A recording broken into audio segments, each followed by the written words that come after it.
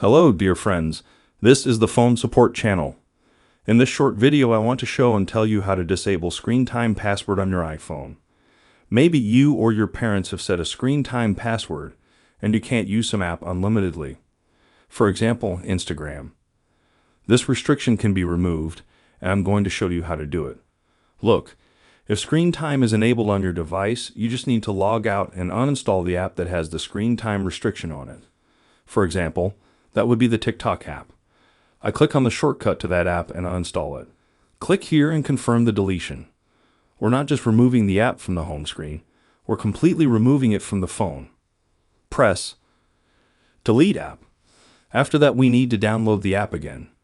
When we download it, we will see that there is no longer a time limit and we can use the app without restriction. This is such a great and working way. There is nothing complicated about it. This was the phone support channel.